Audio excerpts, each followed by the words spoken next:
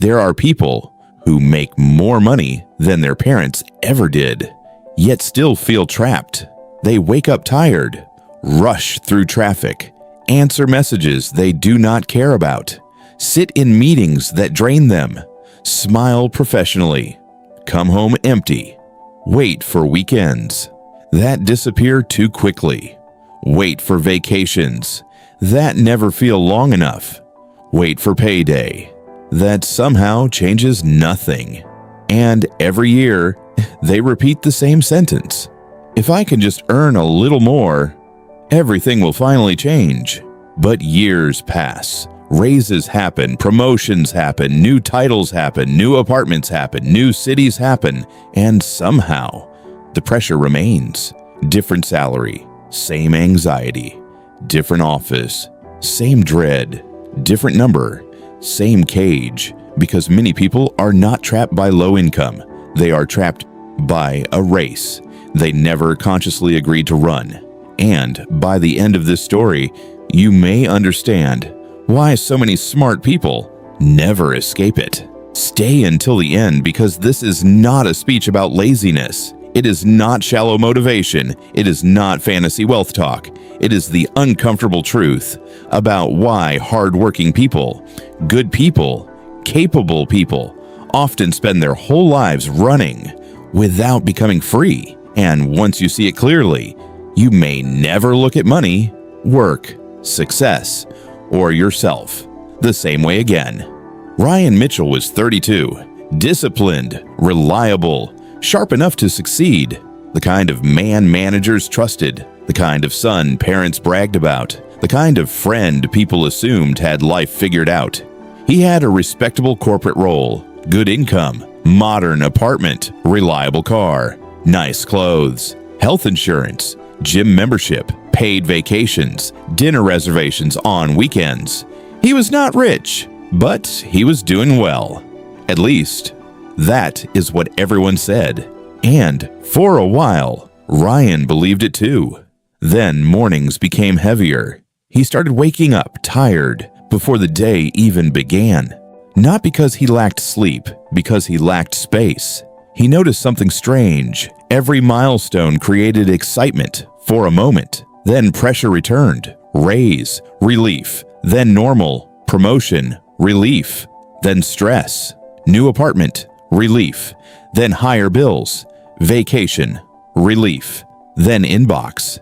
He was achieving things without becoming freer. That contradiction followed him everywhere. Every month, Ryan got paid. And every month, the money already belonged elsewhere. Rent, utilities, insurance, car costs, phone plan, streaming subscriptions, gym membership, credit card payments, dining out, coffee runs, convenience spending, weekend recovery spending, gifts, unexpected costs, then savings, if anything remained. His paycheck was not income, it was traffic. Money entered, then exited fast because the number looked respectable. He kept believing progress was happening, but movement is not always progress. Sometimes it is maintenance in disguise. Sometimes people are not climbing. They are simply running faster and to stay in place. Ryan did not know it yet, but he had become highly skilled at maintaining a life that exhausted him. People assume income solves pressure. Sometimes it does, but only when behavior grows with income. When earnings rise without awareness, lifestyle rises first. Better apartment, nicer furniture, more delivery, more subscriptions, more convenience, higher standards, more expensive habits. Then something subtle happens. Your cost of existing increases. Now the same salary that once felt amazing feels necessary. Now the job you tolerated must continue. Now the boss you dislike must be pleased. Now the city you outgrew must be endured. Now stress becomes permanent housing. This is why some people earn far more than average, yet still feel financially fragile. Not because they earn too little, because they require too much. Dependency can outgrow income, and when it does, even good money feels small. There is another cost rarely discussed: the status tax. Ryan saw co-workers upgrading watches, friends buying homes, couples posting luxury weekends, people his age looking polished online. Without permission, their standards entered his mind. Now his apartment felt average. Now his car felt old. Now staying home felt like losing. Now enough felt embarrassing. So he spent, not always to enjoy, but to keep pace emotionally. That is one of the most expensive games in modern life, trying to look on track while privately losing traction. Many purchases are not about utility. They are about anxiety management. Ryan did not need many of the things he bought. He needed reassurance, and reassurance sold through consumption is never cheap.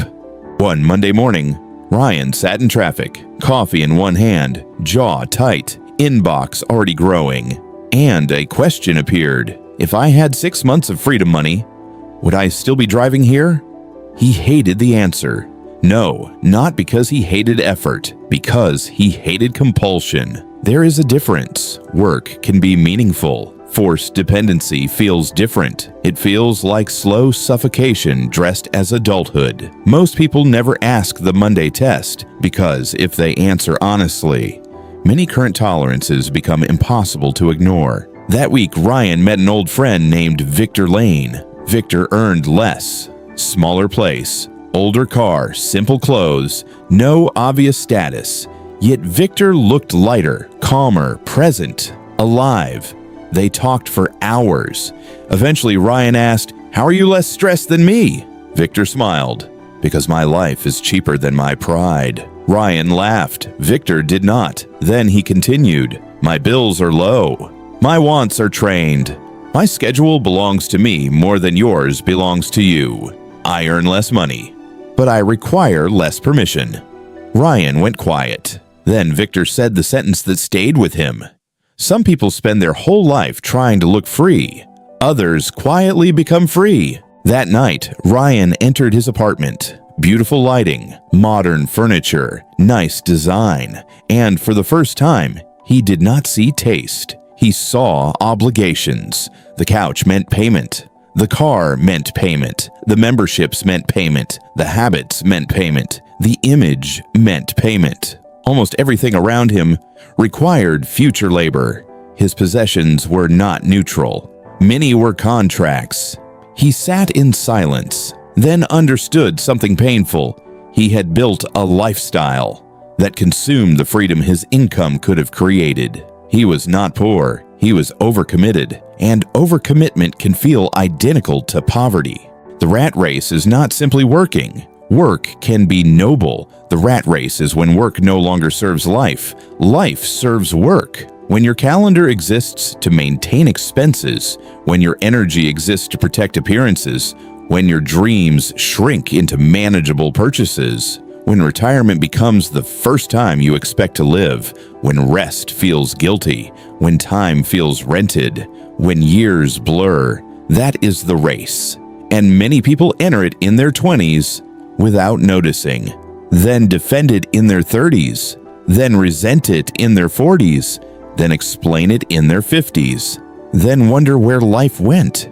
Intelligence does not guarantee escape. Sometimes it delays it. Smart people rationalize traps elegantly. This is temporary. One more promotion.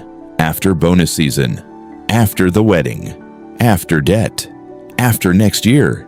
Years disappear through sophisticated excuses. Meanwhile, life keeps charging interest. Energy declines. Health whispers warnings. Relationships thin out. Curiosity fades. And still, many continue because familiarity can feel safer than freedom, even painful familiarity. Ryan did not quit dramatically. He changed leverage quietly, canceled forgotten subscriptions, reduced vanity spending, cooked more, delayed upgrades, sold unused items, paid down debt, built reserves, learned useful skills outside work, protected mornings, walked more, needed less. Month by month, something powerful happened. He felt stronger before becoming richer, because strength is not only net worth, It is reduced desperation. The same office felt different when leaving became possible. The same boss felt smaller when fear felt smaller. That is power many never experience. Freedom rarely arrives dramatically. It grows through boring moves, lower obligations, higher margin, controlled ego, delayed gratification, useful skills, owned assets, cash reserves, emotional independence. Most people chase dramatic wealth. Few build stable freedom.